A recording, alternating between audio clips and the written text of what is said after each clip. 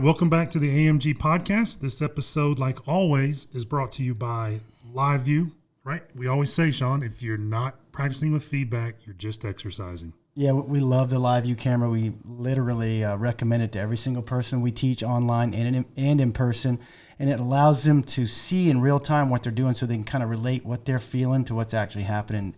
And to the golfer, that's the main thing. You have to know what you're doing as you're doing it to make any kind of swing change, and it allows you to do that. You can watch your swing in real time. You can record your swing in real time and play it back in real time. And to get $40 off the LiveView Pro, visit liveviewsports.com/AMG.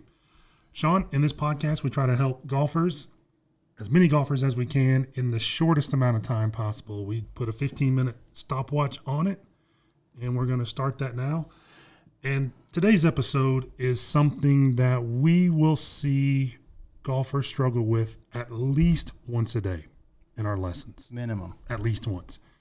And it's this notion, or it's the idea actually, of lead arm depth in the swing. There's a big misconception about what that is and then how to achieve it. Yeah, I think over the years, golfers have been taught maybe to stay a little bit overly connected going back or taking the club back, or they see on video a certain position that they see, a PGA Tour player in, and to get that position, they just kind of sling their arms back there. They don't realize what's actually happening in the body to create that look. Yeah, it's so whenever you're looking at a swing on video, right? And we all watch tournaments, we all see our own swings on video. You have to realize that one of the worst things you can possibly see on video is the body's rotation. It's hard to see. Right, because when something's rotating, it's moving in either towards the camera or away from the camera. Okay, and the camera does a very poor job at picking up that three-dimensional movement. So when you throw compound movements on top of that rotation, like in a golf swing, you can very easily be really tricked, and it's kind of an illusion, right, of what's actually happening with regards to depth relative to that rotation. Yeah, and that's why we like using gears so much, because we can kind of take a look at that in three dimensions, right, and really see what's going on as far as, okay, where are the arms going, where is the body going at the same time, and how do those two relate together to create that look that you see on video. Right. We'll see golfers all the time in lessons who will, who's your favorite golfer? I like so-and-so's swing. And they're like, but I'm just struggling to get the kind of depth he has. Well, you're not getting that depth because you have 25 degrees less shoulder rotation than player X does, but you're still trying to move the arm farther across the chest than player X does. So you wind up with a really big issue on the downswing because of it. What a great point. And that's why you can get in trouble just trying to copy somebody's swing unless you have a very similar build, flexibility to go with it. If you're just trying to put the club in a spot that you see, let's say McIlroy, you're going to struggle with that because you're going to have to do something totally different when it comes to this lead arm adduction to get the same look, but you're not going to get the same result because you didn't get there the same way he did. Right. Did I say that right? I think you did. Said it better than I could have, certainly. All right, so let's just kind of define lead arm rotation. And for those of you not watching the video, right, I'm just putting my arm straight out 90 degrees to my chest right here. And in the camera, that would be just my left arm moving across my body. From adduction, right? Yep, adduction going from my left shoulder to my right shoulder, okay? That's the depth what golfers see in a golf swing.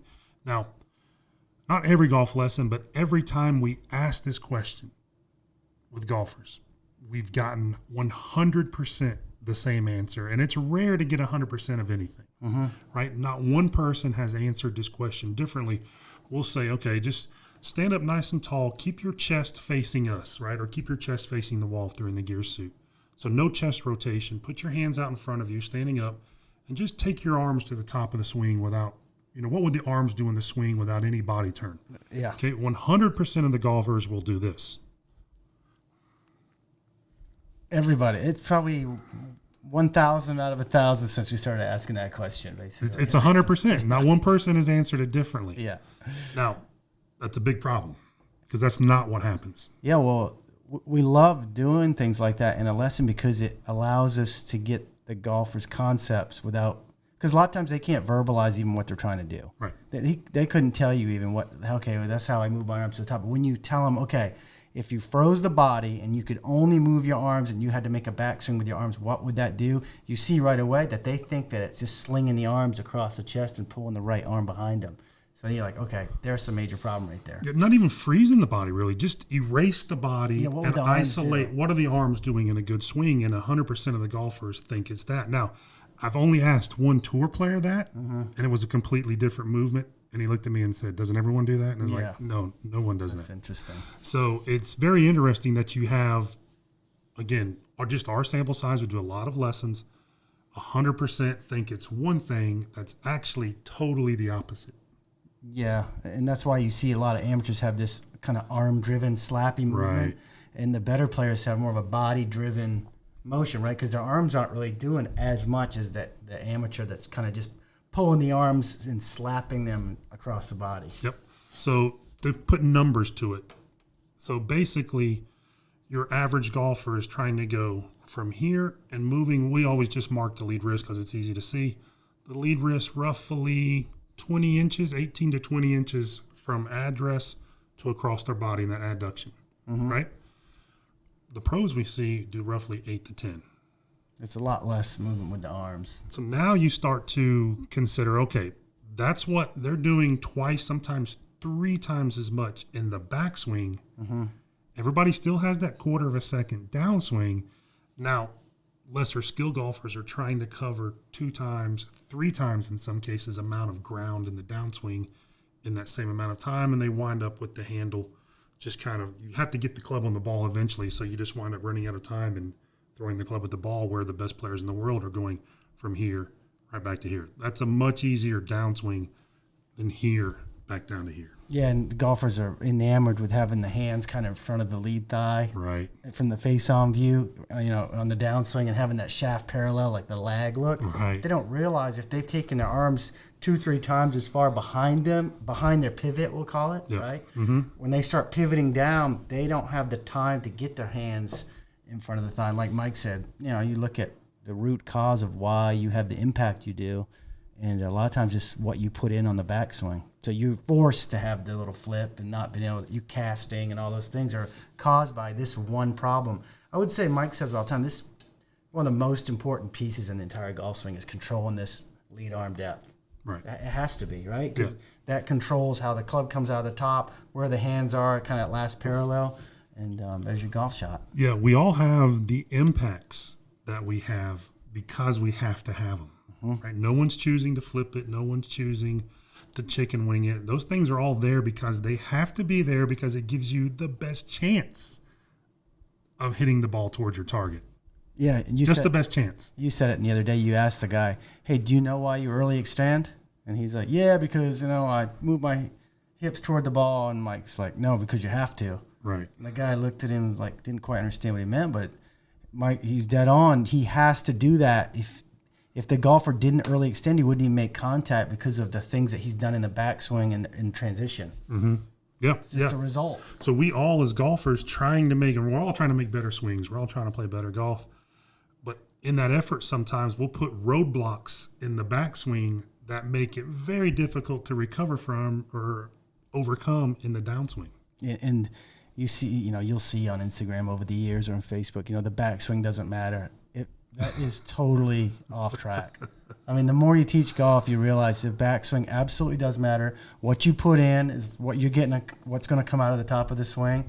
So if you're just trying to fix impact, you're way behind. You need to fix before that in order to get the impact you want. I love what Dan says. He calls it transition is impact. Yeah. Like there's literally that much time. How it's coming out of the top and the kind of the trajectory it's taking, the things that you've put in early, that's showing up at the ball. Okay. So I know a lot of you are thinking we're crazy, right? And it wouldn't be new. Yeah. So we're going to go to our iPad screen here, and we're going to show you some real golfers. And we're just going to show you exactly what it looks like when you can actually see the swing from the proper angles, because how you view the swing really starts to shape how you think about the golf swing and how you plan on moving. Okay. All right. So our first pro, our 2 pros that we're going to look at, and let's be clear what kind of pros these are. Yeah, because I had someone ask me this the other day. Yeah. They said, "Are these PGA professionals or are these PGA Tour players?" Yeah, we're not analyzing pro shop swings. Promise. That's when you make a swing in the pro shop so you don't break anything. That's right. That's looks slow, good on paper. Slow looks good. No, these are actually guys who make a living, comfortable living at that on their golf swings. So these are two PGA Tour professionals, both multiple winners, and both golf swings that other pros will stop and watch on the range. Right? They're that good. They're world class. That's the next ball strikers. level. Yeah. That's the next level. These are next level pros. All right. So if we didn't tell you that, and we just showed you this swing here, most folks would think, all right, this cat has no depth to his swing at all. Slicer. Terrible golf swing. All right. So we're going to rotate the camera and really show you how you need to think about your golf swing relative to this arm depth issue. Okay. So what we're going to do is we're going to look at this rod right here. That's going right down his spine. Okay. We're going to take a look at that from a bird's eye view. So we're going to rotate the golfer here at address. You can see that rod right there. We're looking straight down that spine rod. You can see his hands, preferably mainly the left wrist, what we're going to focus on, is just slightly in front of the center of his body. Okay? That's address. Nothing earth-shattering so far. Now let's rotate him. Let's get him to left arm parallel in the backswing. This is kind of what we talked about in our last episode. All right, left arm parallel. Now we're going to get that bird's eye view. Let's move our golfer over a little bit here. Okay, now, again, still looking down that spine rod. There's his left wrist. So this angle that you're seeing here, that's terrible. This angle that you're seeing here is the line, that's his shoulder line. That connects the two shoulders. Yeah, through his shoulders. Yeah, exactly. Now, if we come out 90 degrees from that shoulder line, you can see his left wrist is still in front or hasn't gone past his right shoulder. Now, if you remember the demonstration we did, every golfer that we've ever asked, they would already have that left wrist past their right shoulder. Okay, and again, we're at left arm parallel.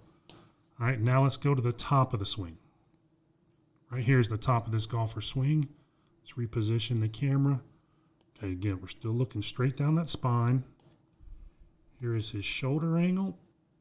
And again, we're going to come out 90 degrees from that shoulder angle. And there you have it. So his left wrist is still, from the top, it hasn't moved much at all from left arm parallel to the top of his swing. It really is. If you haven't seen this before, take a minute just to think about that, and it will change how you look at the swing. I know when we first started looking at this, wow, they really don't take the arms that far behind them at all, right? Just kind of in front of the shoulder with a big turn. So this kind of compact arm swing with a big turn puts you in such a great spot. And the more we get people to do this, they start hitting the ball better right away. Exactly right. So his left arm or left wrist basically started somewhere in here, and it's just covered that amount of room. I mean, it's fascinating. From address to the top. Yeah. Okay, again, that 8 to 10 inches is all he's swinging that arm across his chest. It's all the depth he has with his arms. Okay? And it's all based on pivot. All right, now let's look at a different golfer. All right, so now we've got our second pro up. Again, someone that other golfers, other professional tour players will watch. They probably hit all balls. watch this guy. Yeah. All right, so we got him here at address. Again, we're going to do the same thing. We're going to look straight down his spine rod, make it a little bit bigger here. Okay. All right, so there we are. Again, right there, left wrist, right there. Pretty much the same setup. Kind of hands just slightly in front. With standard spot there. Pretty standard. All right. Left arm parallel here. Get rid of those lines. Now we're going to start to see the difference in rotation and what that looks like. Right there. Okay, so there's the spine, left wrist, and there's his shoulder line. Okay, again, straight out from that shoulder, 90 degrees. Inside of it. Right there, well inside of it now. Okay, so he hasn't moved that left arm much across his body. Just a big turn. He's one of the golfers that everyone thinks has a lot of arm depth. Well, there you go. Okay. Yeah.